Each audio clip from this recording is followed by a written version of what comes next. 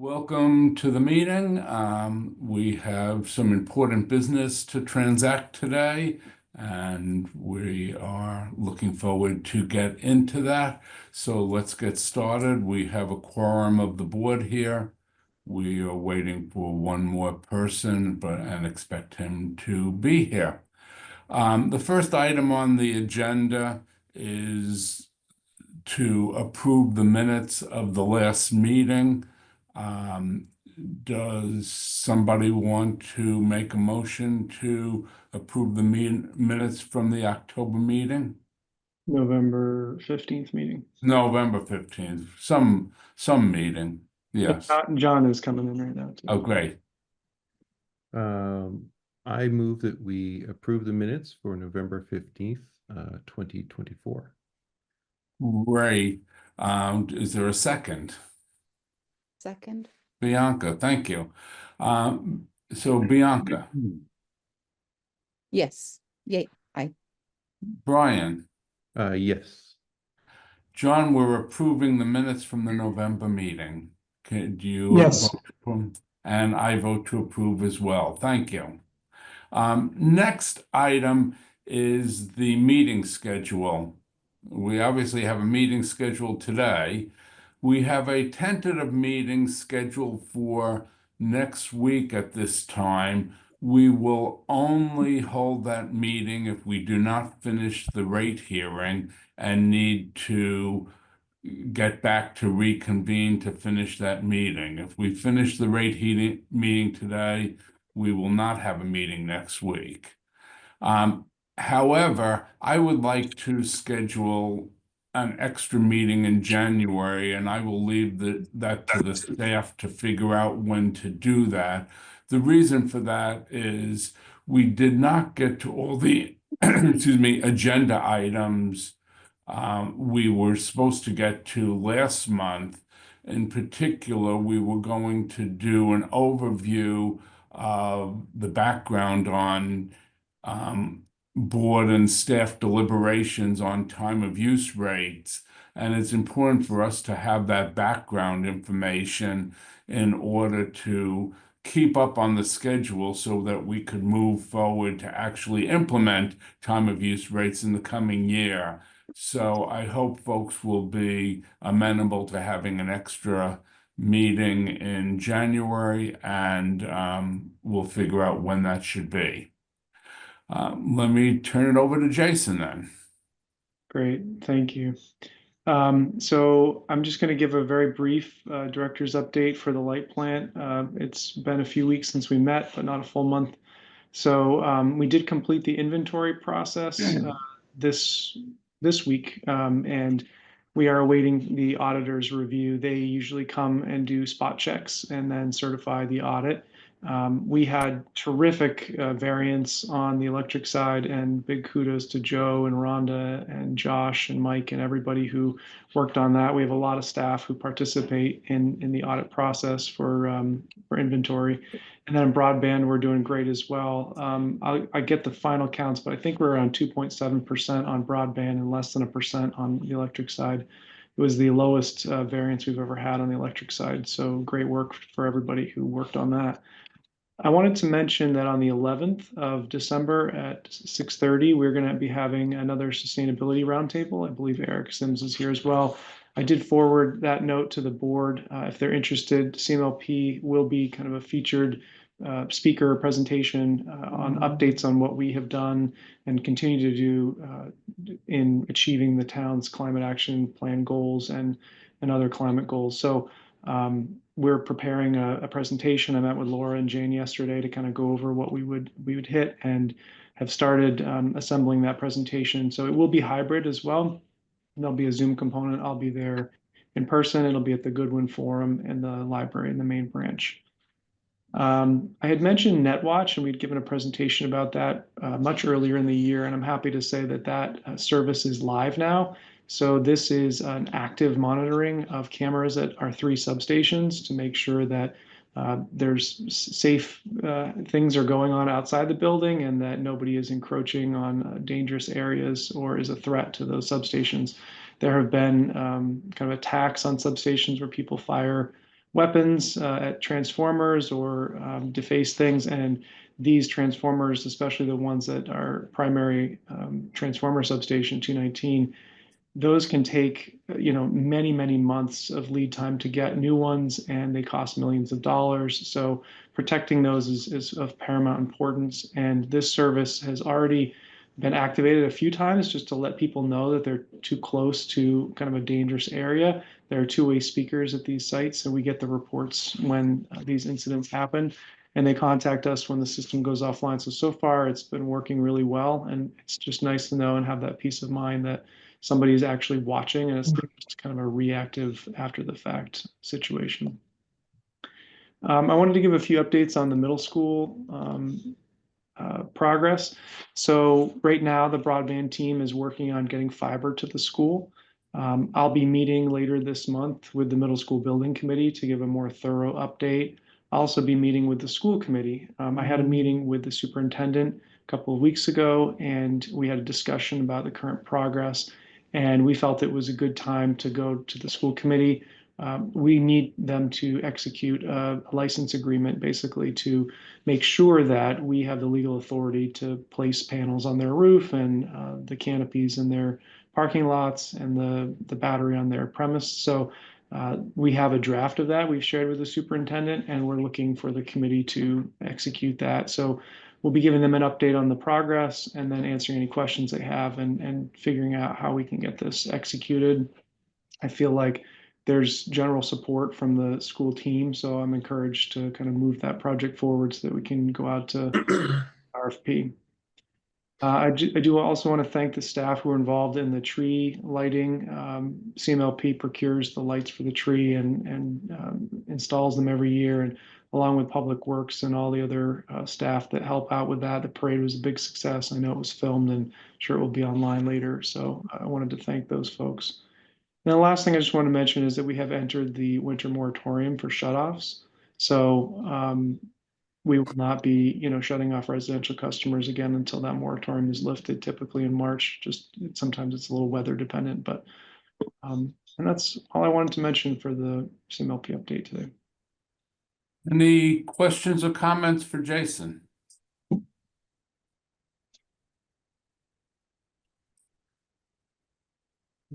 Great, we'll go on to the broadband. I actually didn't put the broadband update on there. I did just mention the broadband and the Okay, so that's all you're gonna have. Okay, great. Well, let's go then into our next agenda item, which is the operating forecast for the year. And as a reminder to the board, and actually, Bianca, you weren't there, so this is maybe new news for you. We went through the forecast for the year. The board had several questions about it. In general, we thought it looked good. We gave tentative approval. We didn't take a vote on the forecast. We gave tentative approval pending the responses to a couple of questions. Between last meeting and now, the staff did provide responses on those questions. So I'm hoping we can move expeditiously to approve the forecast for the year. But Jason, do you want to talk about this? Yeah, I had just a couple notes to give that update, and you kind of captured a lot of them, but I'll just say so there was general support for the forecast. There was a request to check on some things. I sent the board an updated version of the document dated November 16th and answered some of those questions. There were a couple errors. One of them had nothing to do with the bottom line impact, but it had to do with the salary data, particularly the line workers and the calculation for overtime, but also the salary data for 23 had not been updated because during the handoff of our former finance manager, we thought that all that old data had been loaded already, but that data actually comes from the townhouse in a different process. So we updated that. So at least it looks, you understand why there's not such a huge jump from 24 to 25 because 24's data was really 23's data. So that was fixed. And then there was an impacting number on the customer service and information line, and we've updated that, and that actually dropped the revenue needs by $770,000. So pretty big impact. And yeah, so what you have in the packet that's live on the website now, and what I sent to the board on November 16th is the final operating 25 forecast, and we'd love a motion to recommend that to the town manager. Any questions about the forecast, and especially Bianca, because you weren't here. I don't know if you have any questions. I did go through some of the minutes from last meeting, and I went through the packet. There were, I have no questions necessarily about the forecast. I think you guys covered many of, we had a good discussion on it. My questions are mostly around the projected profits, or not profits, but rate of return. The rate of return I do have. Well, let's get to that when we get into the rate hearing, which is the appropriate time for that So, discussion. Jason, could I just ask, like, year over year, what's the change, or what's the increase in the? Yep, I've got it right here. So if you look at there's a summary page that goes into that. So revenue was up, projected to be up 1.2 million, expense expected to go up 2.9 million. So expenses 35.9 million and revenue 37.2 million.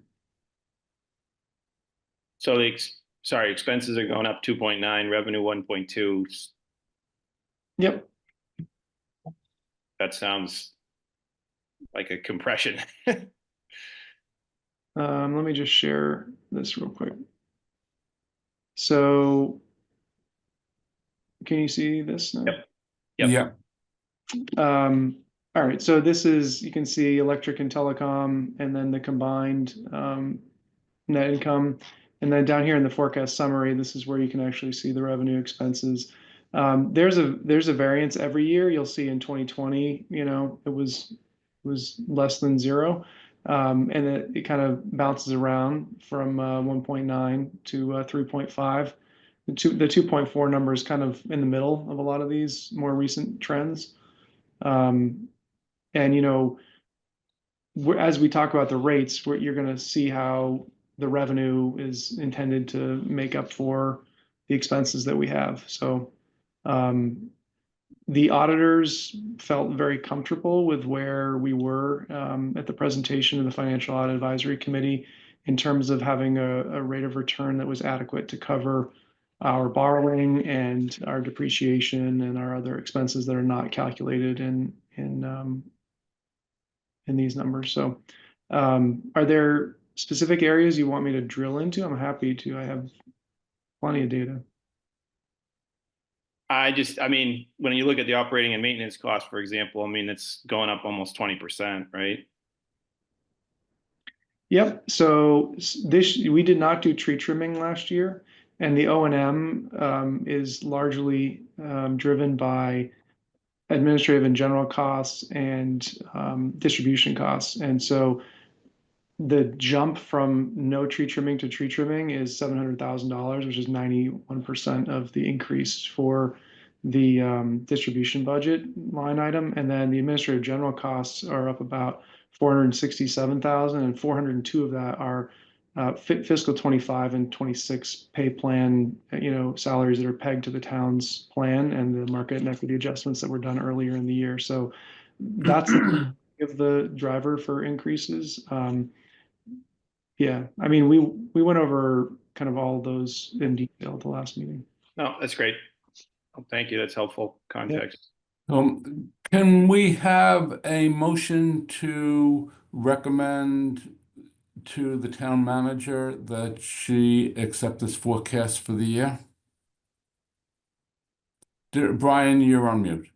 So moved. A second? Seconded. Bianca? Okay, and John, would you vote on this? Yes. Bianca? Yes. Brian? Yes. and I vote yes as well. Great. So we now need a motion to, if I have this right, to move into a rate hearing. And maybe somebody actually knows how to do that motion because I don't. I used to rely on Alice. So now I'm relying on you. Okay, I might be able to pull it up on the screen. Okay, I have great. it on my other screen. Oh, you do? I Okay, have good. from the agenda. Yeah. Okay. Let's see. I move that we suspend the regular meeting to open up a rate hearing to discuss the upcoming rates for next year. As a There's a couple, second. sorry, Brian, can you just make the motion to do all three? Since we'll have Sure. the rate hearing and then we'll leave the rate hearing to vote on the three different rates. The three things to be covered are the 2025 proposed rates for all classes and annual updates, new rate for residential service for electric vehicle charging separate meter, and the NYPA credit, the NYPA credit adjustment. Is that sufficient? Perfect. Great. Is there a second? I second. Bianca. And Bianca, would you vote on entering the rate hearing? Yes. And Brian, Yes. John, Yes. and I'm a yes as well. So we are now in a rate hearing, and I leave it to Jason and Laura to talk us through the proposed rates for the coming year. I'm hopeful that I know there's been time for a couple of one-on-one meetings, but I'm hopeful that the board has had a chance to read through this extensive material for this. Great, thank you. I'm just going to give a very brief overview of the process, and then I'll let Laura kind of give the presentation on where the 25 estimated rates are. So first of all, we are incredibly lucky to have so many people assist throughout this process. We can't get to the rates without doing the forecast. And so there were a lot of folks at CMLP who assisted with that. And so I give a lot of thanks and gratitude to them. And then to Laura, I had no idea what went into the calculation of rates before, and watching this process from this side, I'm just amazed at the level of experience that she has and what she's able to do with the history in her experience. So I thank Laura for the guidance and education for me too. So we basically take the forecast that has just been approved by the board, and we then need to figure out a way to make sure that all the rate classes are capturing enough money to provide the cost of service for those different rates. And to do that, we have to make a few different assumptions. And Laura's going to talk about where we landed on those assumptions through conversations with board members and from past meetings that we've had. But we basically need to figure out, on top of the bare minimum of what our revenue requirements are, what are we aiming to go over that? And we're calling that return on rate base. That is a very specific term. We're kind of using it in a more general sense.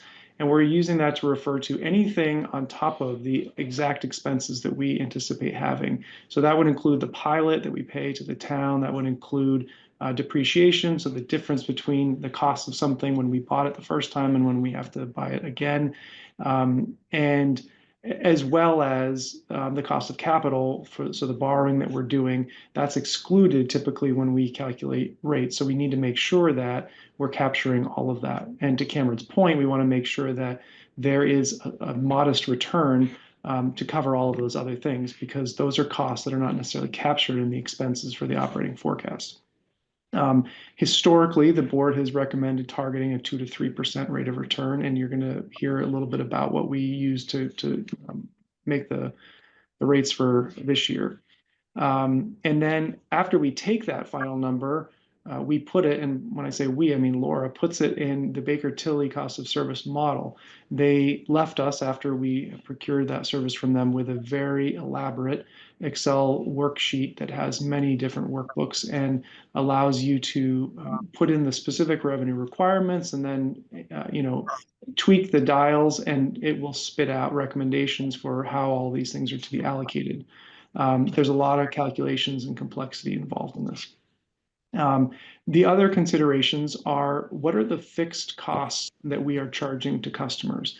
These are the meter fee and the customer account fee that's on every bill. Today, it's an $18.50 per month flat charge, and that's intended to capture those costs, but it doesn't today.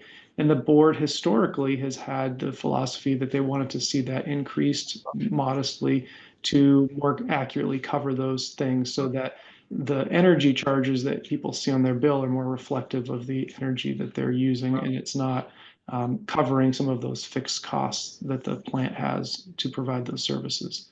And then the last consideration is how the different rate classes are bringing in their cost of service. So for example, if the residential class of service costs $18 million to provide, how much is it expected to return? Historically, they've not all been equal. The different classes have been distributed around so that the residential rate class is pulling in a little bit less than its cost of service, and maybe a general service is bringing a little bit more.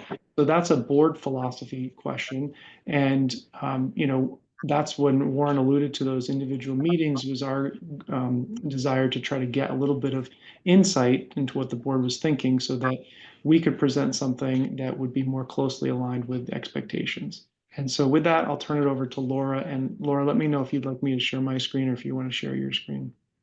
Share your screen, Jason, that would be great. Excuse me, Laura, before you go on, I want to interrupt for a second, because I do want to comment on your comment, Jason, that the board has historically argued for increasing fixed charges. Yes, there were discussions of the board several years ago, but there are some folks like me who do not agree with that. And the last time this issue came up before the board last year, there was not a sense that that was a priority. And philosophically, I don't believe we need to discuss that, but I don't, and make a decision, but I don't think we should assume it's a given that that's the direction the board wants to go in the future.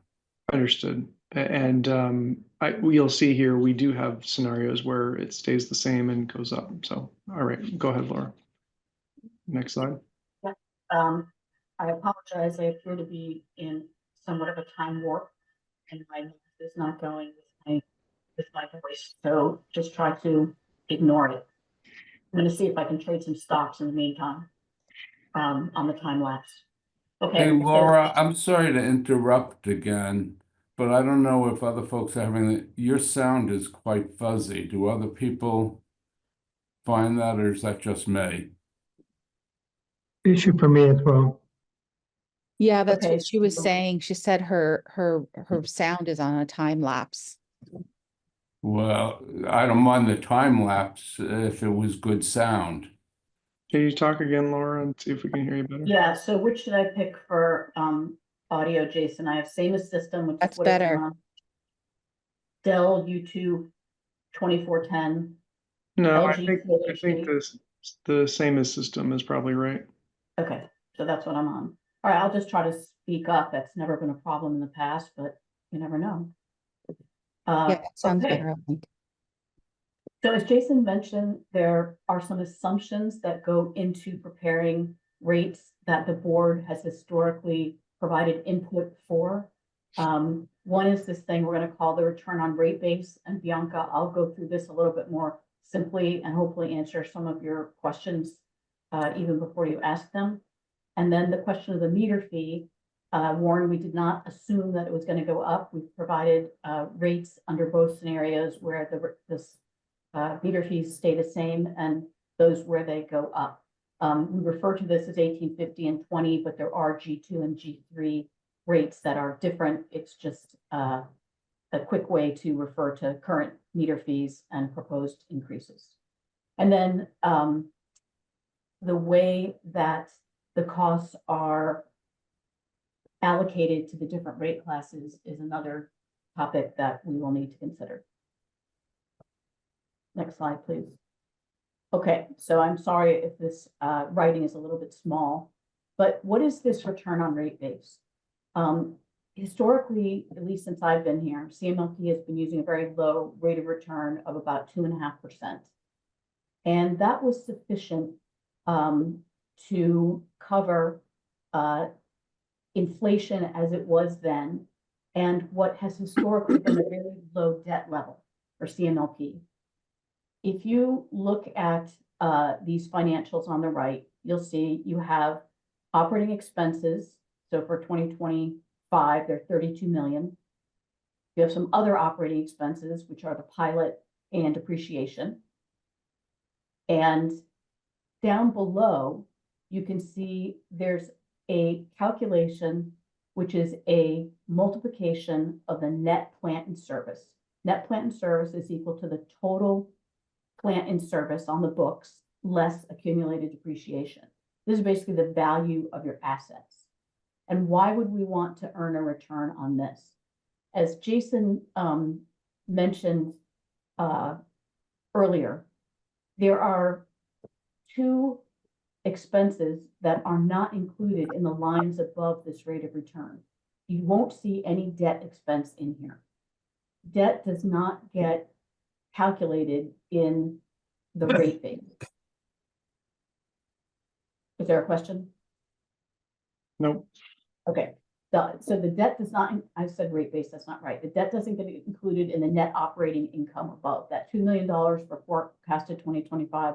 There's no offset, or there's no consideration for the amount we're going to pay to service debt, both principal and interest.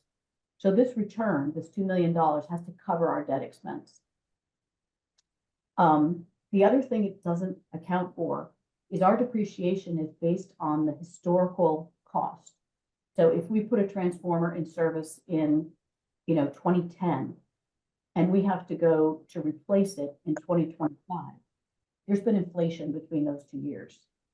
And we're depreciating at the historical cost, and yet we're going to have to pay the current cost.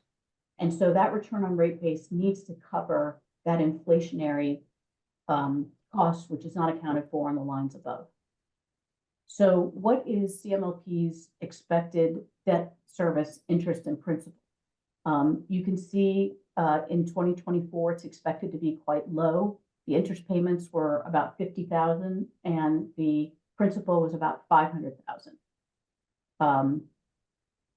In 2025, that's expected to increase to 200,000 and almost $1 million based on the investments we're making in renewable energy and resiliency for the system.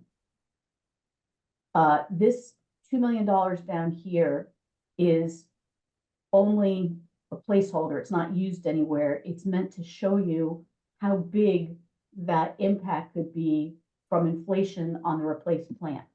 We don't know exactly what's going to need to be replaced, so we don't know what the exact, and we don't necessarily know what the costs are going to be, so we don't know the exact inflationary pressure. But I just took, I think, help me, Jason, I don't have that up, but I think it was 4% on an assumed portion of the plant. And that inflationary, pressure could be as much as a couple $1 million. It's probably around 600,000 this year. And so I just want to show you sort of the bookends or the range of what that cost might be to the plant. So one of the components we're asking you to consider this year is we believe it's appropriate to increase this return on rate base from 2.5. My initial proposal was to 4%. The best practices suggest that this rate of return should be equal to the cost of capital. And so as borrowing costs have increased, even for AAA municipals, that rate of return should match our cost to borrow. We have some flexibility there. We obviously used a lower rate in the past, in part because we didn't have a lot of debt to cover. But now that we are increasing our debt levels and inflation is really impacting us, I think we need to consider increasing that. So that's the first variable for you to consider.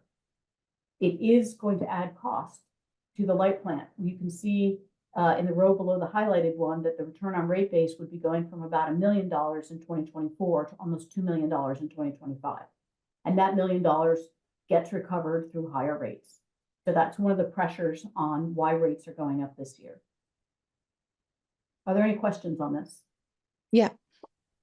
Okay, so I think I have I'd like to dig into philosophically a bit more on this rate base issue. So I did some homework on it. And as far as I understood, it's as Jason said, it's a highly specific term related strictly to the utility industry. But if we were to translate this rate base to a more plain vanilla financial term, so the homologue or the translation would be the net asset base. And a net asset base in conventional financial terms means the book value of assets minus the depreciation. And the purpose for which this rate base has been used is primarily for regulators. And I'm going to use net asset base because it just makes more sense and I think more people will understand it. So instead of rate base, I'll use the term net asset base. So regulators typically use the net asset base to project profits for utilities so that customers aren't overcharged for poor service.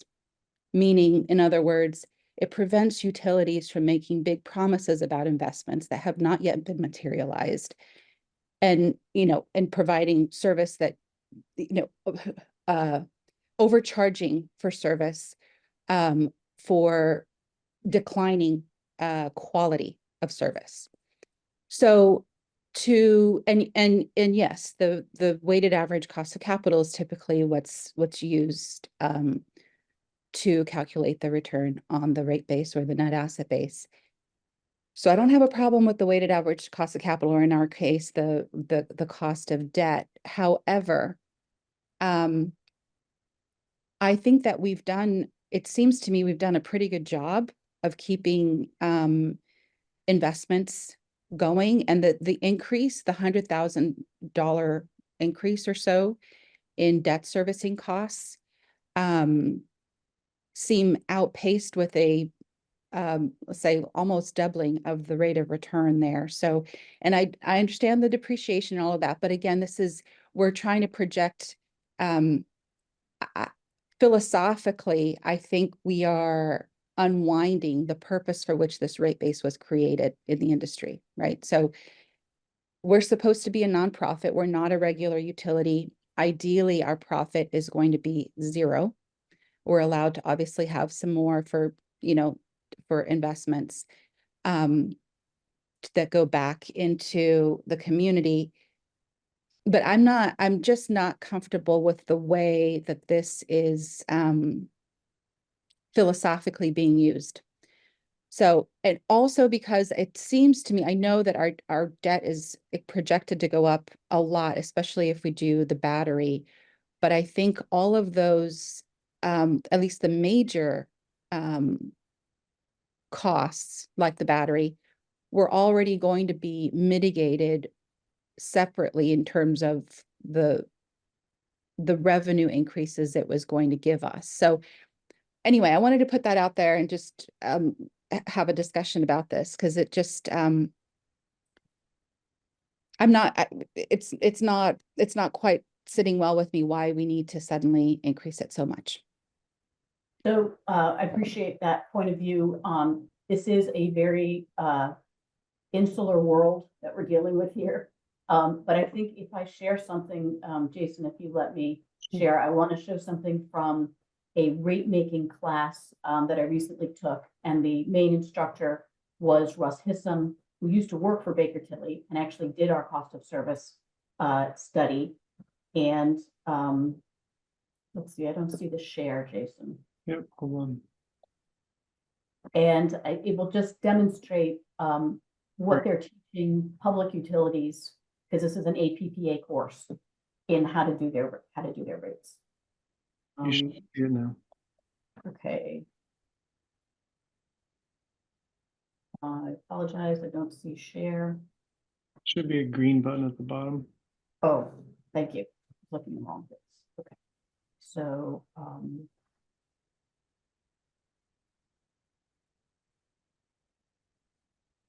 can you see a PowerPoint? Yeah, So this is from the class. And what this shows is there are basically two ways to account for costs, a cash basis and a utility basis. And you can see in the cash basis, it's what it says, cash in, cash out. So if you spend $2 million on actual replacements in a given year, that gets counted against, that gets counted as operating expense. The debt service is directly subtracted or added to the expenses. And so the total revenue requirement on the left-hand side under the cash basis is the sum of those three elements. It's $25 million. On the Mhm. right-hand side, utility basis, which is what we do. You have your O&M, you have depreciation, which is not exact capital expenses, right? It's what we book every year, and it's a steady amount. And then they have this thing called return on rate base. And the return on rate base is in this green box below, equal to the net plant and service times the rate of return on rate base. And again, that return on rate base, because on the right-hand side, you are not accounting for any debt payments, right? They're not being subtracted or from revenue, or they're not being added to expenses. You have this 2.52 million has to be able to pay for your debt service in a given year. And then the other thing it has to do is when we do this depreciation, again, it's based on historical cost. And I just looked at my notes on where I got the 2 million. It was simply said if we were to replace 10 million of our plant in a given year, which would be a lot, but I just, again, wanted to create a bookend. And there were to have been a 20% increase in inflation between the historical cost of the equipment and the replacement cost. That would amount to $2 million. Now, that may sound like a lot, 20%, but these have been historically booked. It's not like we bought them all last year. Some might have been bought 10 or 15 years ago. And inflation's been very high, and particularly in the utility industry, we saw transformer costs double or triple. So in preparing the bookend, I don't think the 20% was completely out of line, just to say that's probably the high end. But if we were to have to service that cost, Bianca, that could be as much as $2 million. So this return on rate base that we're trying to reserve for really has to cover the debt service and then this inflationary pressure. And so, yes, I think there's some wiggle room here. And that's why we proposed a couple of different scenarios. We ran rates with 3.5% and we ran them with 4%. Does that help at all? John has his hand raised. I think you're on mute, John. Yeah, no. Yeah, so Bianca, I hear what you're saying. And Laura, I frankly have some of the same issues in terms of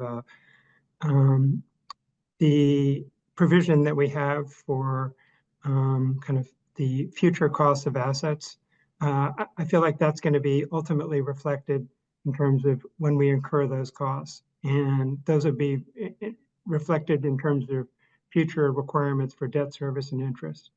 But Bianca, I think the way to look at this, and Laura, this might be a helpful statistic for kind of future presentations, would be to look at the overall return and look at it as a debt service coverage ratio, because I think that's how I look at the return to some degree.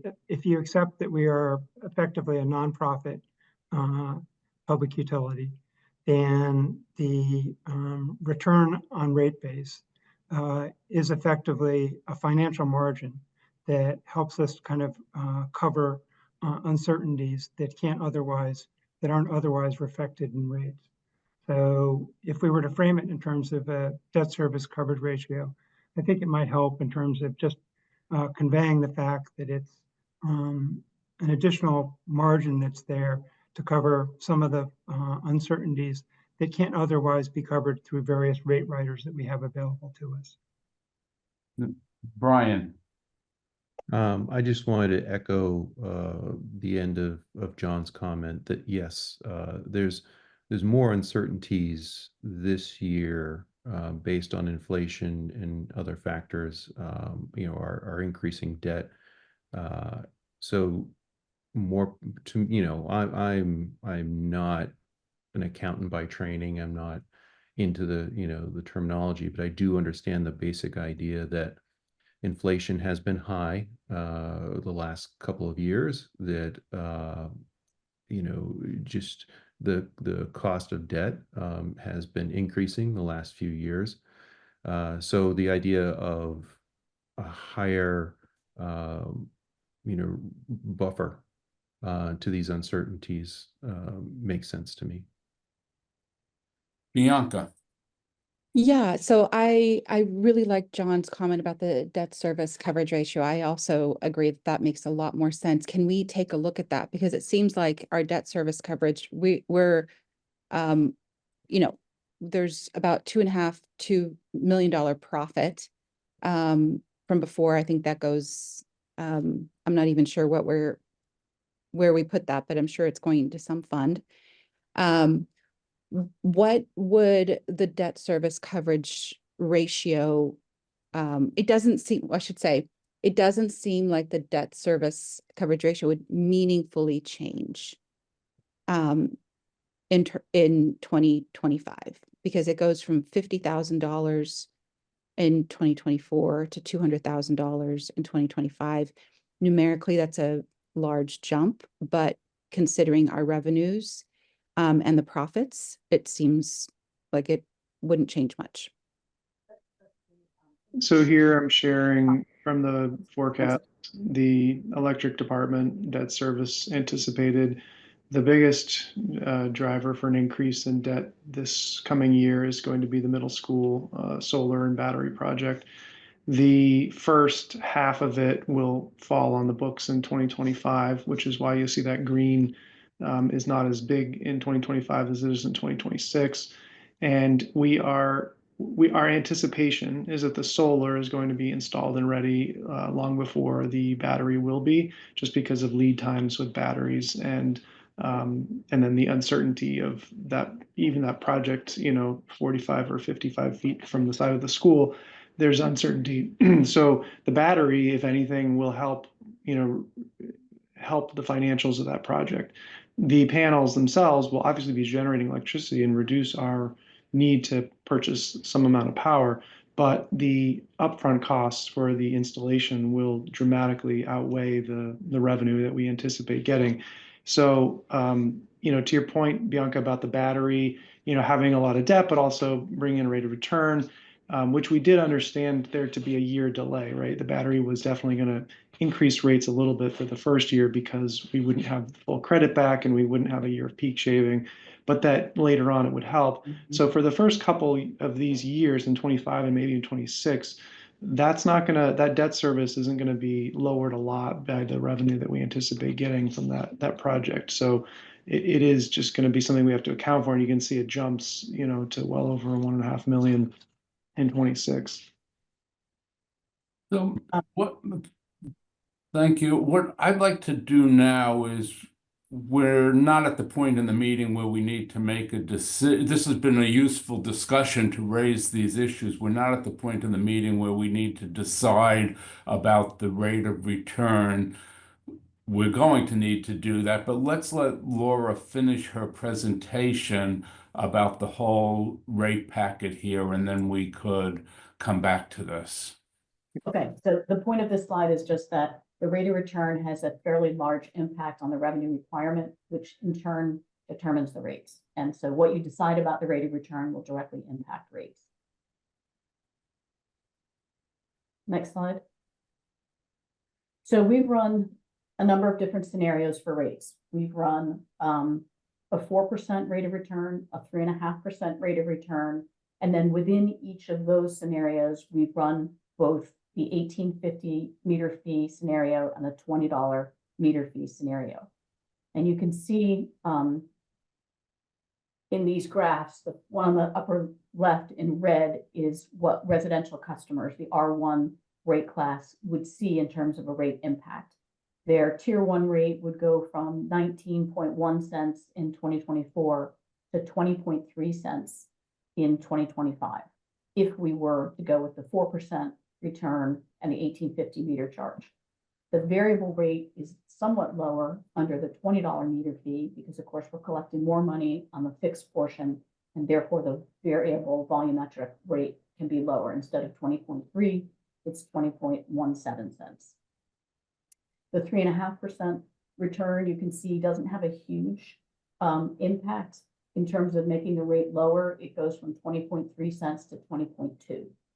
And if you were to go with the 3.5% return and the higher $20 meter fee, the variable rate would be 20.1 cents essentially. And we'll show you in a little bit what the average customer would actually see in terms of a dollar impact on their bill and what percent that would be. You can see the shapes of these graphs all look fairly similar, right? Pretty big jump for worst case, 4% return, 1850 is the highest, and then slight variations for the other scenarios. And then the green is the G2 or the medium general service customers, and the G3 are the large general service customers and the rate increase that they would see. Next slide. So here's a bill sample. This is the 1850 3.5. I'm sorry, it's the $20 3.5%, the one that would produce the lowest variable rate. You can see on the left is what a customer pays in 2024 for 750 kilowatt hours. Their total bill is $164.97.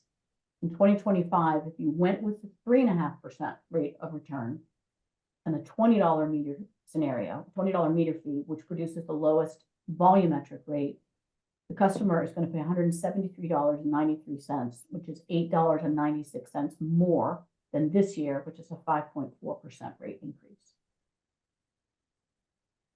Do you want to talk a little bit about what the credits are there? Yeah, so that assumes also that you approve the proposed adjustment to the NYPA credit, which would be going from less than 0.5 cent to 2.5 cents, which provides some benefit to the ratepayer. And there also would be a give back. We collected more in rec.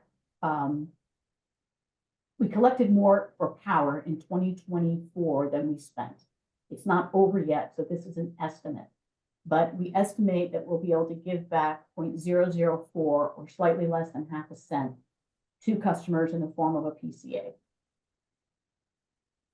And so, And you had a question or a comment?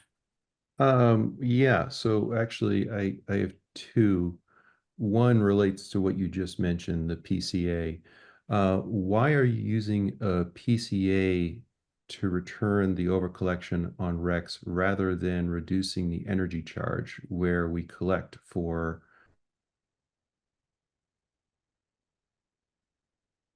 Oh, Right. you've frozen, Brian. We lost you. RECs. Oh, there you are. You're back Oh, there. did I freeze? Are you freeze? Yeah, you froze. Did you hear what I asked? Well, I'm you sorry. said why are you collecting, why are you recognizing this give back to the customers in the power cost adjustment as opposed to in the energy charges? Correct. So why are we using the PCA when we're setting rates? Normally the PCA is a mid-year correction, and we collect for RECs within the energy charge. So in terms of over collecting for the REC, remember the surcharge, the 2 cents? There was a board vote, and it's in the minutes, that any overage above $100,000 would be returned in the form of a PCA. Now, the effect, Brian, is the same because the PCA is distributed on an energy basis, right? So it has the same effect to a customer's bill. Okay, I do remember that vote. Now seeing it in practice, it struck me as odd. But you're right, the effect is the same. The other question I had is, we've talked about rates in past years, and I know the Baker Tilly spreadsheet favors raising capacity or capacity and transmission as a it doesn't necessarily represent our expenses related to that category. I see that it's $10.50 roughly that's being added to people's bills just in capacity and transmission. That's a 25% or more increase. Is that reflective? Our expenses of transmission and capacity have gone up 25%? So, no, they have not. And what the Baker-Tilly model does is, because we are not collecting for all of CMLP's fixed costs in the service charge, those costs have to go somewhere. And the Baker-Tilly model apportions energy purely based on the power supply forecast and the energy component thereof. And it has a calculation for distribution of which expenses will go into the distribution charge. So once you set those two things, Brian, and you set the meter charge, there's a bucket of money that has to be collected. And they've just decided that that's going to be in the form of the capacity and transmission charge. Yeah, I think if you go back to the meeting this time last year, we had an argument about this, and I don't like that. I think that should be in the variable distribution bucket. But I understand the problem. I just don't see it fixed. And so right now under this rate structure, it's not a problem because all of these categories are based on the amount of energy you consumed. I mean, you do hit different tiers with capacity, but when we move to the TOU rates, we have to correct that. We have to make sure that when we're collecting for capacity and transmission, that it's actually related to expenses of capacity and transmission. It doesn't become a collection bin for adjustments. Well, I hear you, but then if we do it the way you're describing, then the distribution charge will become a collection bin. Somebody's got to pay for the collection bin somewhere. But the distribution charge as a collection bin makes a lot more sense because it is based on amount in the future. Hopefully, it will be based on when for capacity and transmission. So I very much favor energy to reflect our cost of generation, capacity and transmission to reflect when, and distribution to reflect our cost to operate. And if we need one of those three to be a collection bin for things that are vague, I would vastly prefer that it be distribution and that service charge. John, Yeah, I assume, Brian, where you're going is the expectation is that the capacity and transmission charges would be allocated to kind of the on-peak time of use portion. Is that your point? Yeah, I want to make sure that the labels we put onto what we're collecting for are as accurate as possible. And, you know, the Baker-Tilly sheet doesn't work in the time of use structure. Like for our time of use rates today, that collection bin is going to the on-peak time versus the off. I'd rather that be in distribution based on the amount of consumption per customer. so Brian, I think you're raising very good points that we will have to consider very carefully when we go to time of use rates. You know, my general feeling here is this is an interim year. We should Yes. try to not rock the boat. Are you comfortable with leaving this? Because it's not a I am. change to the I bottom. Are agree. you comfortable leaving this for the moment with the promise that we will look at this when we go to time of use rates? Yes, if you want to, if anyone wants to see my full opinions on this, they can go back a year and watch that meeting. And I'm not going to rehash that. I agree. It isn't the way I'd like it, but it doesn't have a big effect. But time of use rates in the future it will. So I've made that point, and we can move on. Great, thank you. So Laura, you can move on. Right.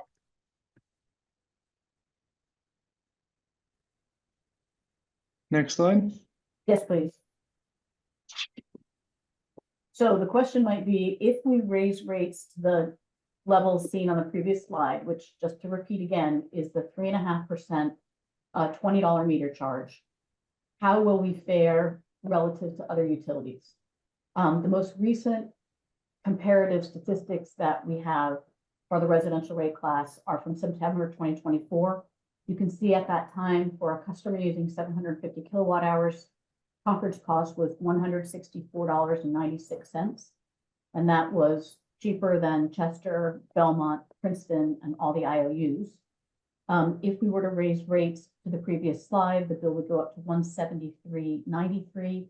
So we would surpass Chester. We would still be below Belmont and Princeton and all the IOUs. But this just gives you an idea of kind of where in the stack we are. They obviously haven't adjusted their rates yet either, and this doesn't. Yeah, and we don't know what people are going to do for January 1st, right? I mean, this is not necessarily where it's going to fall on January 1st because we don't know what they're going to do with their rates. Thank you. And that, sorry, Laura, I want to add that 85% of Massachusetts residents are covered in the yellow, those IOUs. So we also have to put that in perspective. I just want to make sure that we have a larger audience than usual, but you know, places like Littleton have a very emitting portfolio. They don't have a lot of support. They have, you know, there's reasons that they're so low. Slide, please. Okay, That was the last slide. Okay. so now we have general questions from the board about the rate proposal. We have these three issues to address. One is the rate of return, one is the fixed charges, and then we have the specific items related.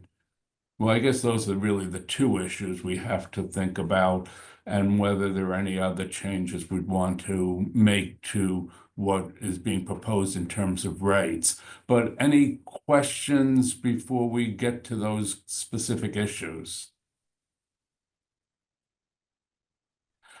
Well, let's talk about the issue of the fixed charges, because in the packet there was a proposal that left the fixed charges at $18.50. There was another proposal to increase it to $20. I know there are some board members who favored the going to the $20. I'm comfortable going to the $20 as well.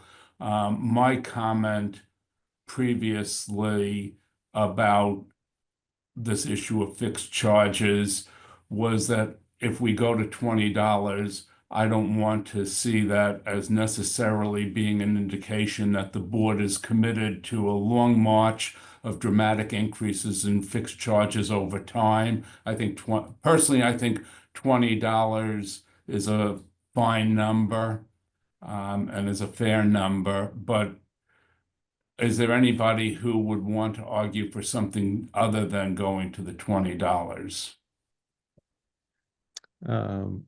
I have been on the board for a while. I've watched the board before that. You're right, Warren. I don't want to undermine you in saying, you know, the future is determined by the board that sits, not by the board that was.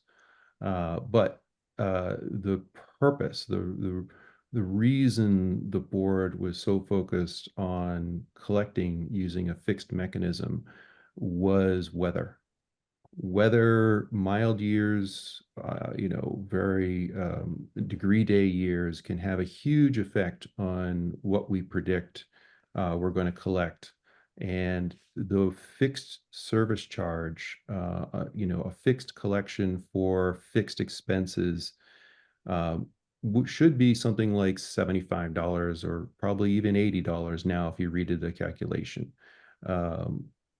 That predictability is very important, and I do know it has an impact on ratepayers because we didn't go to $70 fixed charge because it will dramatically affect those with smaller bills, not low income, but those with smaller bills. So the decision in the past was made on the idea that we want to ensure the operational collection is done in a fair and predictable manner. So that's the reasoning that I remember. Right, that is the reason for that. But, and again, I don't want to make this long-term decision, but let me just, to go on the record, Yep. that is in the interest of predictable revenue. That benefits the light plant's predictable revenue. It is not a fair rate to ratepayers, I don't believe. We can discuss this later. We but can discuss that totally later, but disagree with the fair but comment. so personally, I think if we were to try to collect a lot more in fixed charges, it's not being fair to ratepayers who have low electricity use. And we should discuss this down the road. But at the moment, the only options on the table is $18.50 and $20. Is there anybody who's opposed to going to the $20? Okay, so that decision's made. Then the second decision is the rate of return. There were two put on the table, 3.5%, 4%. Bianca raised other issues about the rate of return. Bianca, are you comfortable going to one of those higher numbers, or do you want to argue for us staying at the 2.5%? I certainly don't think the 2.5% is reflective of, the current rate of inflation. So I'm thinking about it more in terms of the current rate of inflation or projected rate of inflation. So I'm happy to go to, I would have preferred to see it go to 3, but I'm happy to go to 3.5.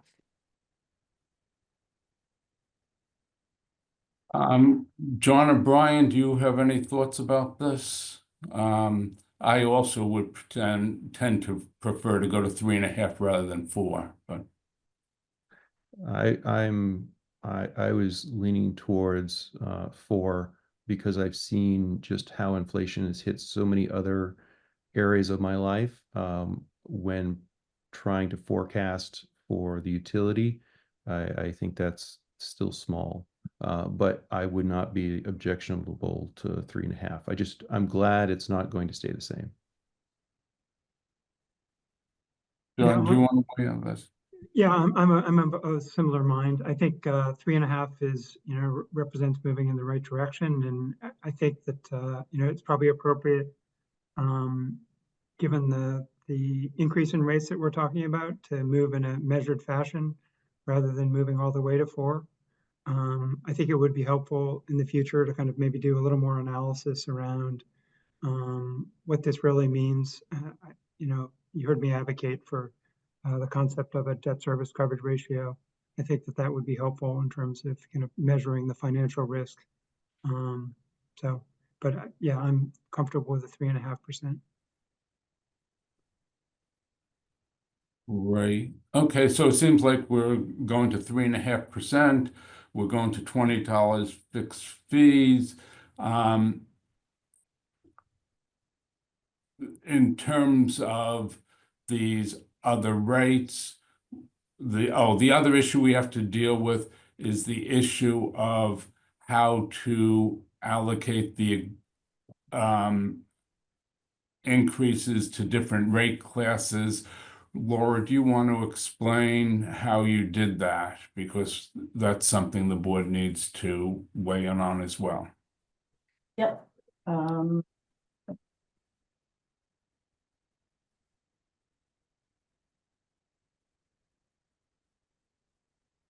Can you see an Excel spreadsheet? Yep. Okay. As Jason described in the beginning, we take all the revenue requirement, we put it into this model, and it spits out how much each rate class should pay in order to cover their cost of service. How is a rate class's cost of service determined? It's dependent upon the load and the load shape. So the model goes through very detailed calculations of how much, for example, the R1 rate class is contributing to peak costs and transmission costs, and therefore how much they should pay. So we get this list when we run the model, and it says, residential should pay, 18 million. And then we run the rates through and it says, oh, but if we charge these rates, we're only going to collect 17 million. And historically, both at our utility and other utilities, it's not uncommon for the residential rate classes to be collecting somewhat less than their cost of service, which of course has to be made up for by somebody else. And that is usually the large and medium general service customers. They end up paying more than what it actually costs to serve them to subsidize the residential rate class, which is paying less than what it actually costs to serve them. So rather than upset the apple cart and try to collect in rates the actual cost of service, which we have not historically done, and will result in a huge increase in residential rates and a decrease in commercial rates, I've gone ahead and spread the pain around, if you will, equally. Everyone started with about an 8.5% increase. That's what these yellow highlighted cells show, what the final rate would be in terms of an increase versus 2024. But then when we change the meter fee, that does affect the ultimate rate a little bit because of, well, I'm not going to go into the detail about why that is, but it just does. So everyone's still around 8%, but there are a few slight differences. And these are the rates that have been proposed in your packets. Now, one thing, there are a lot of people here to talk about today, and I want to point out, is that because I applied an equal rate increase to all the rate classes, you'll see the ETS rate under the $20, 3.5% rate of return scenario, their ultimate rate would be going from 9.612 cents to 10.43 cents per kilowatt hour. Now, that's made up of an energy component and a distribution component. Energy rates are actually going down in 2025 versus 2024. So everyone sees a decrease in their energy costs. So to come up with an 8.5% increase, they would be paying 148% increase in their distribution fee from 0.0082 to 0.02037. And I know there are people that want to talk about this. Before 2022, CMLP didn't charge anything for distribution to the ETS customers. They paid an energy only rate. And I think you'll hear from some ratepayers that they felt that that was the commitment of the light plant on a long-term basis, is that the ETS only pay the energy rate. So I think it might be appropriate, if you think so, Warren, to allow some of those folks to speak, as I see there are a number of them present.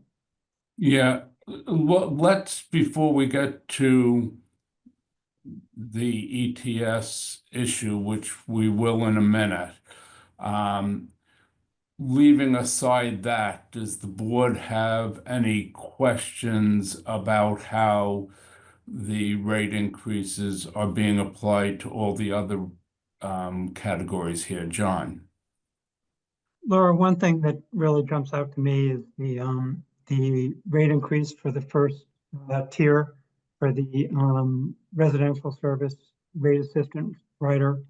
That's gone up. It's going up by 28%. So, right, these are the customers that are going to be most affected. Then, are those receiving the residential rate assistance rider that are consuming the least amount of electricity. So, it seems like. So, I mean, the reason that increase is so large is because I haven't assumed any increase in the credit that's applied to that first tier. You'll notice that they are already paying an extremely low rate. I mean, 5.3 cents when everyone else is paying 20 is basically a 75% discount. It's a huge discount. I mean, I think historically we were closer to 50%. And that's why I didn't propose an increase in this rate, because they'll be paying, yeah, it'll be an increase from 5.3 to 6.7 cents, but now everybody else is paying 20.6 cents. And so it's still relative to the going R1 rate, a very significant discount. But the board could decide to increase this credit to the point where, you know, this looks more like 8%. And that's certainly the board's prerogative to do so. Yeah, and I'm fine with that answer. I just wanted you to make sure you addressed it. Thank you. Brian, So if I look at the percentages, aside from the small numbers and the residential assistance rate that make a big percentage, it seems like you've allocated the 8.5% to the time of use, and I can't quite see the general service ones. But I believe that, are you weighting by 1% the increases more towards the general services and less towards the residential services? Is that a fair? Because what's happening here, Brian, is they all started out at 8.5%. But when I raised the meter fee from $18.50 to $20, okay, since there are a lot of small residential customers, that meter fee starts generating more money. And so you collect less in the variable. Whereas in the general service, there are fewer customers. So even though you're raising the meter fee. So the ink, oh shit, everybody froze. You're still there, Brian. We can hear you. Sorry, wait, Mike- Laura, so are you, it doesn't look like you're raising the meter fee for the general services. That I think I'm looking at the wrong spreadsheet. Hang on a second. It's also but you, the other ones, it looks like only one of the residential service meter charges went up, all the rest stayed the same. Yeah, since I ran so many different versions of this, I have to make sure I'm looking at the right one. So bear with me a second, please. That's a good question, and I need to research this for a second. but Laura, in general, the raising of these rates was on a percentage basis, this equivalent across all rates. So you didn't change the weighting of the subsidy residents are getting from businesses. That's how I made the subsidy stay exactly the same. Okay. Okay, so any questions on anything other than ETS? And I would like to hear from some of the ETS folks who are here, but Laura, if you could clarify one thing, in the way you've presented this, would ETS customers' bills be going up a higher percentage than the bills of other customers? Okay, so it would be helpful if I were actually looking at the correct sheet, which I now have in front of me. So, Jason, I just need to share the screen again. I apologize, guys. There were a lot of rate sheets at the last minute, and I just grabbed the wrong one. So this is the correct rate sheet, and this should be the one that if you were to look at the tariffs for the $20, 3.5%, the tariff sheets will match these numbers. So this is the correct sheet, and you can see that the meter fee is going up $18.50 to $20 for the residential rate classes. It goes up from $54.60 to $59, which is the same general percent rate increase for medium general service, and it goes up to $4.77 from $4.41 for the large general service. So these so for example, as they all started out with the 8.5%, right? But when I go to increase the meter fee, since there are lots of small general service customers, I think we have about 1,300, by raising the meter fee $1.50 on 1,300 customers, I start collecting more in this bucket. And so I collect less in the variable portion. And this percentage down here refers just to the variable portion, not to the fixed fee. Whereas for the medium and general service, there are only about 50 medium general service customers. So when you raise the meter fee $5 on 50 customers, you're not generating that much more revenue that can then be subtracted from the variable rate. That's why it looks like the medium and large general service have a higher percentage increase. It's because when we changed the meter fee, it didn't generate as much revenue in these classes with fewer customers than it does in one with a larger bucket, like the G1 or the R1.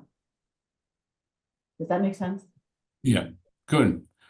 So then on the ETS, I want to make sure I understand your explanation here.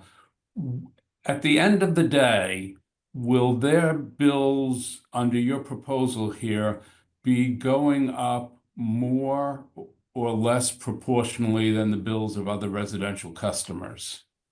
Well, they started off going up the same 8.5% in the proposal, which is a 148% increase in the distribution.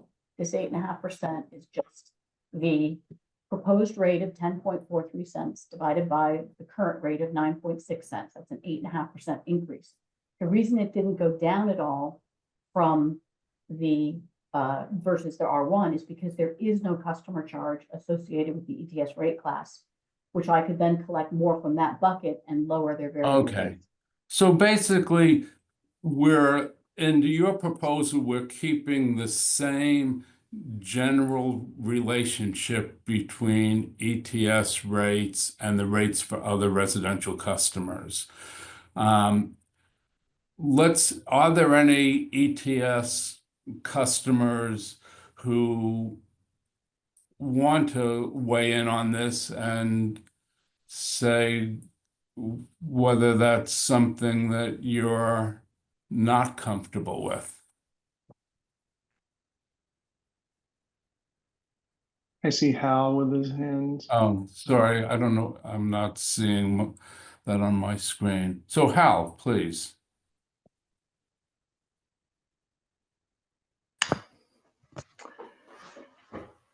Thank you, Warren. Good morning. Good morning to the members of the board. My name's Hal Iverson. I live at 55 Potter Street. And I'm here representing the ETS user group today. The board has received 2 letters this year outlining our issues, our concerns. The first was October 30th from me, and the most recent was dated November 27th, and it was co-signed by 68 members of the user group. Our basic concern is that the distribution subsidy has not had a full and fair hearing by the board. It has been discussed only in relationship to the fairness of the subsidy to R1 ratepayers. And when that's the only focus of the discussion, it's pretty clear that the subsidy is unfair. We think there are extenuating circumstances that fall under 2 broad issues. One is basic fairness. We don't think it's fair for CMLP to change the rules of the ETS game while the game is in progress, after ETS customers have bet tens of thousands of dollars under the original terms. And while ETS customers really have no option but to keep playing the game. It just isn't fair on the face of it. It's not good faith. And the terms of the initial agreement should not be broken, in our opinion, unless there's a compelling reason. And that leads to our second issue, which we don't think there's a compelling reason. When you look at the finances, the rate relief to R1 customers, if the full distribution subsidy is eliminated, amounts to about $15 per year. On the ETS side, our operating costs will go up on average by $1,000 per household, and ETS will take another hit on the liability side of our property values. ETS is not an asset in our homes today. It was designed to be, the ETS program was designed to make ETS competitive against gas and oil heat. And it was because of the subsidized rate. Today, ETS is not competitive in the marketplace compared to high efficiency heat pumps. It's a liability against our property values, and raising our rates just exacerbates that. So when you add up, when you compare the $15 benefit on one side to the frankly massive liability on the ETS side, we don't see a compelling reason for the subsidy to be changed. So we'd like to know when the full and fair discussion will occur, and we would like some assurance from the board that when it does occur, all options will be on the table, including the full restoration of the distribution subsidy. So that's a very good point to raise, and it hasn't had a full hearing. We implemented last year a sort of short-term interim solution, which you indicated was somewhat jury-rigged. It seems, unless you're arguing otherwise, it seems to me that ETS customers are still able to be saving money at the moment with their current heating systems. It seems the time for us to have the full and fair hearing for ETS customers is once we know what the time of use rate system's going to be. At that point, we could be deciding, hey, here's the new system that we're going to have for rates for most residential customers in the town of Concord. Now then, let's look at what's fair and appropriate for ETS customers, given the historical record and that the assumptions that the customers made when they purchased their equipment, our current revenue needs. Then let's come up with what's the fair thing for everybody.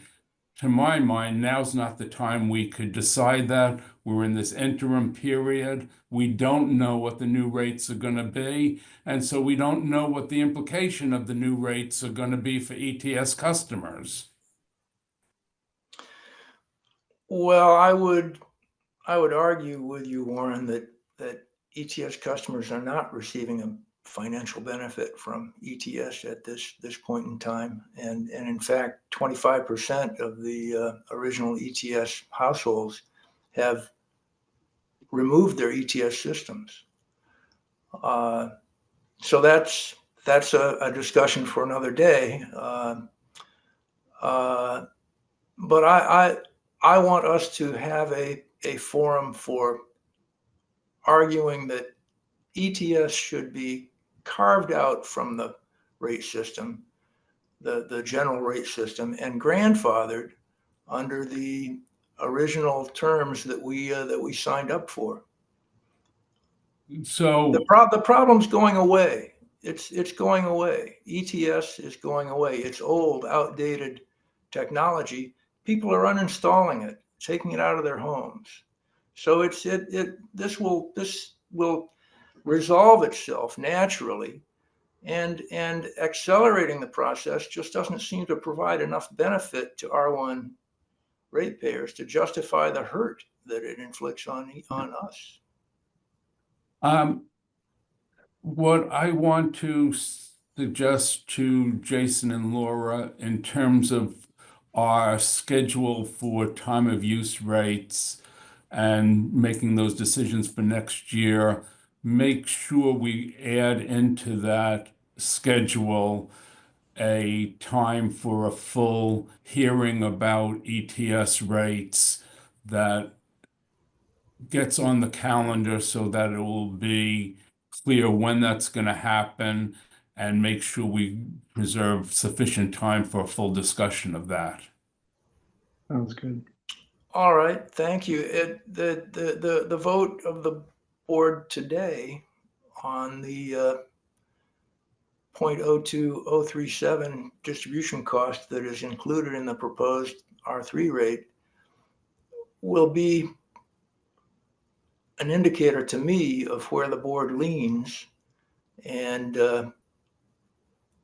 will be a cue as to how we should prepare for the upcoming full and fair discussion.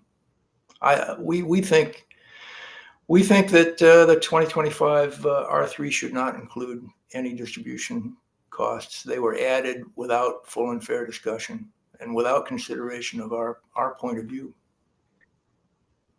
Brian, then Bianca.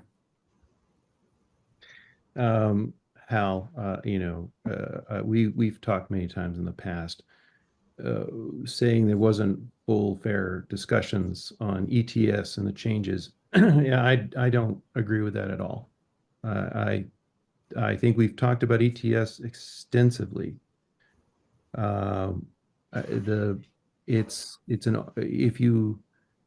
If you simply look at the lowest we charge for electricity, which would be the off-peak rate within the time of use rate structure, ETS even today is still getting a 4.5 cent credit, which equals, with all the customers and the load, about $135,000 a year that customers that are not ETS are paying to heat ETS homes.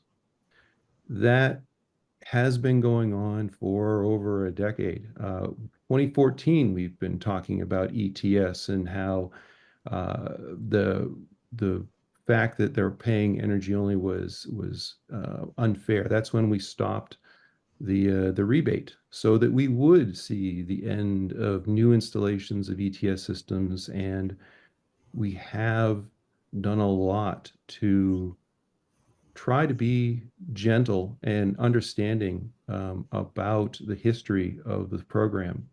But the idea that, the idea that this wouldn't be corrected ever, and that people could get, have other ratepayers paying for their electricity at the lowest rate indefinitely, it's just, that is against what we're trying to do here as a board and fairly allocating cost. So, Brian, with all due respect, what I've observed in the ETS discussions is that you have been laser focused on the fairness as it applies to R1 ratepayers, and there's been very little discussion of the fairness to ETS customers. That's what I've seen. I've been doing fairness based on TOU off peak, not R1. R1, if you want to do the calculation on R1, that $135,000 would easily double. So I would like to see the ETS rate on a transition path to the off-peak rate in our new time of use structure. This is something that we've talked about before and haven't done. The board is empathetic, but this is a drain on other programs. It costs us money to provide you with the electricity you need, and if we don't collect it from ETS customers, we're collecting it from other people. Brian, Let me turn on Alan, board has Brian, approved before we so go many- on. I want to let Bianca get in, who's had her hand here. Yeah, so I wanted to just I think this ETS brings up a larger concern or problem or issue, or just something we need to deal with, which is just the credibility of CMLP renewable energy programs in general. We are, and this is an issue that's just, it's societal, it's global. We are in a massive technological transition. And as we try new things, not all of them are going to work. But I think that what, going forward, when we do this ETS hearing, what I'd like to see is that CMLP offer a contract, and it's based on a lock in the rate for a specific number of years so that everyone's very clear. I think oftentimes if there's no contract, you just assume that this is the rate, the way things go, but energy costs across the board are going up, so that's just a fact of life. But I think it is important for, for homes that are making investments in, transition economies or transition energy, to have an idea of how long they should expect to have a rate and have some, assurance of the timeline. So that's, I'd like to have that, in future programs. Thank you, Bianca. And John? Yeah. I hear what you're saying, Bianca, and there is some rationale for that, but I think with such a contract, you're basically pushing risks onto the other parties, right?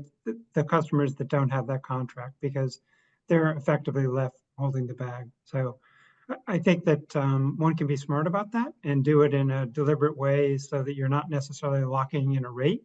You're maybe making an agreement in terms of the rate schedule and how that rate schedule would be established, the considerations that it would enter it. But I just think Yeah, as a board, I think if you're making an investment, if you're putting in an investment, whatever that, the return on investment should be clarified, is what I'm saying. Yeah. Before you Look, these are good questions for us to consider. I want to move forward. One thing I want to say to you, Hal, is what the vote today means to me.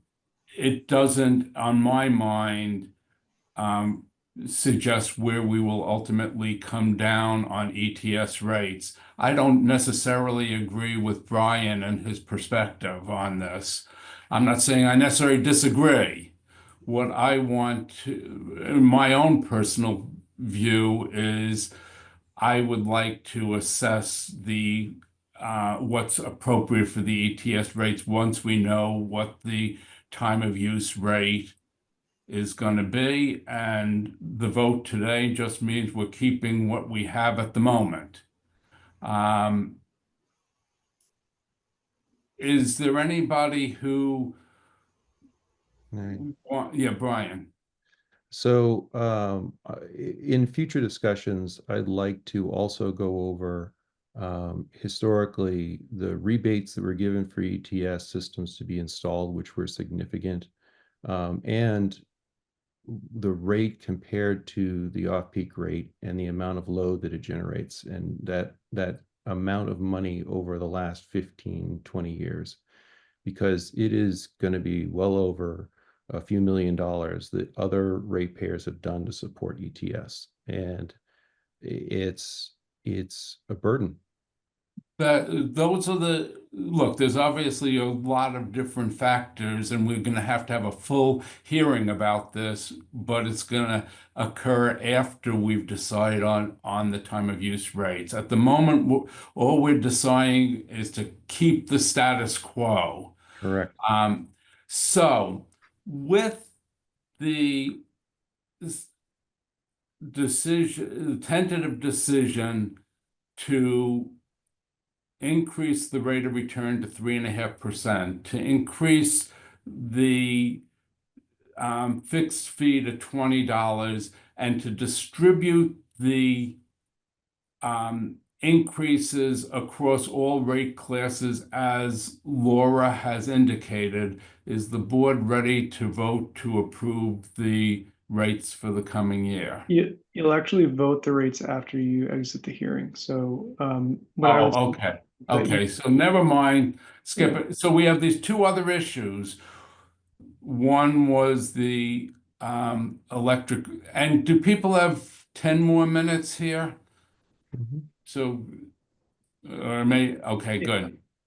I think it could be brief. Yeah, do you want me just to say a few words on the other two? Yeah, please, They're very pretty few. non-controversial. So the board had previously decided to enact the second meter electric vehicle charging rate, and we wanted to have that discussion first and then the rate hearing second. So I think, Warren, the best course of action would be to put these other two rates on the floor and then ask if the public has any or the board has any final comments, and then we'll adjourn the hearing and then we can move to a vote on the three Sounds good. rate. But so that is just to basically reduce the second meter fee for the electric vehicle second meter charging from 1850 to 650 per month, so that it kind of more mirrors the meter charge. And then the other one is the NIPA credit. And Laura, do you just want to say 10 seconds on the NIPA credit adjustment, or what you briefly alluded to it, and it is in the packet, but I just didn't know if we wanted to say. This is an account that is, CMLP has allocated a certain amount of power from the hydro facilities up in Niagara and by statute. And that power is typically cheaper than other power in our portfolio. By statute, again, we are required to deliver the benefits of the NIPA power to residential customers. And the way we do that is we apply a NIPA credit. Only residential customers get this, not commercial customers, and it only applies to the first 75 kilowatt hours of usage. So we keep track of how much cheaper this power is than regular power. So we keep a running account of how much value there's been and how much we've already passed on to customers. And there's variability. And so periodically we have to update this customer credit to reflect the current amount of savings. You can see from like 2017 to 2021, there was typically money in the account. So we were under sending it to customers. We made a big correction in 2022 and we increased the NIPA credit and we drew that balance down. During 2023, we actually ran a negative balance. And so we dropped the subsidy to a very low level of 0.0. That's actually 0.004, not 0.04. Oh no, sorry, 2023 we still had some of the big year left over from 2022. It was 2024 that it was 0.004, which always shows up as 0.00. But so anyway, the bottom line is we've brought the negative balance up. It's up to a healthy level now, and we believe we can increase the NIPA credit from 0.004 to 0.025 and still maintain a positive balance in the account. That's all I'm going to say. All right, so maybe Warren, now you could just entertain any questions. Yeah, can we have a motion to adjourn the rate hearing? I move we adjourn the rate hearing. Good. Second, Second, John, yes. Bianca, Yes. Ryan, Yes. I'm gonna yes as well. Okay, we're out of the rate hearing. So do we now need 3 different motions? Yes. Well, I think we need to start with the NIPA one first, because that influences the rates. Yep. Could So, somebody, yeah, go ahead. I move that the board approves the NIPA credit as proposed by CMLP staff.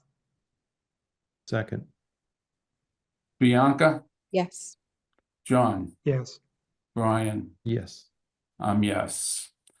Then let's do the electric vehicle meter fee rate. Does somebody want to make a motion on that? I move that we approve the second meter fee for electric vehicle charging. Second? Second. Yes. Great.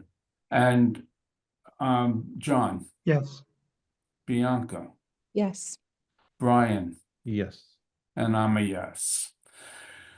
And then we need a motion on the rates as a whole, and the rates, and the motion needs to reference the $20 it needs to reference the 3.5%, and it needs to reference the distribution among rate classes.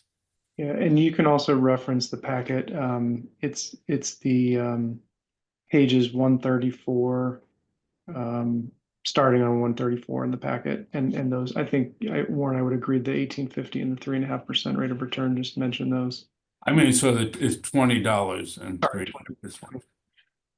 Yes. Does somebody want to make a motion? I move that we approve the rates, proposed rates for 2025, found in the packet, and agree to the 20% fixed charge and, $20. sorry, $20 fixed charge and 3.5% rate of return, as proposed by staff. Is there a second? Second, And John? yes. Bianca? Yes. Brian? Yes. And I'm a yes as well. Thank you very much, everyone.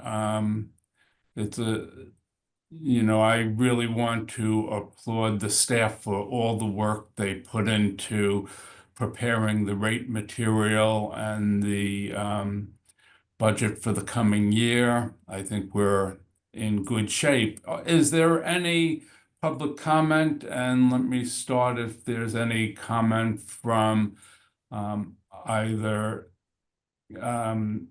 Cameron, or I didn't see Carlin on the line. I don't know if she was here. Oh, she is here. Any comment from Cameron or Carlin? Cameron, you can go first. Okay. I just want to thank you folks for having a rate hearing and for listening to the folks from ETS. I was particularly interested to see what the rate of return would be from other municipal light plants. I didn't hear that data, but I'm not sure it was totally relevant. Just perhaps next time to think about how the other MLPs are doing. Thanks. Bye. Thank you. Are there any other public comments? Pamela Dritt, 13 Concord Green. Yes, please. I just want to encourage us again to increase slowly our rates. We are below what the public utilities charge, and we have the opportunity to create our own green energy. We must make that investment, raising rates gradually and using that to fund the funds that the rate balancing funds so that we don't have rate shocks would be much, much, much preferable, so that we can actually change to incentivize customer investments in green energy and battery storage. That every time a customer puts on solar panels and battery storage, we benefit as a whole. And we need to incentivize that as well as municipal batteries and solarizing the roofs of all of our buildings. Those are costs that will eventually lower rates. So please raise them up now for everyone slowly, so that it is not a shock and that we can benefit from clean air, clean water, and healthy children. Thank you very much, Pamela. I don't see anybody else with their hand up, so is there a motion to adjourn? I move we I adjourn. know Bianca made a motion to adjourn. Is there a second? Second, John, yes. Brian, Yes. Bianca, Yes. and I adjourn as well.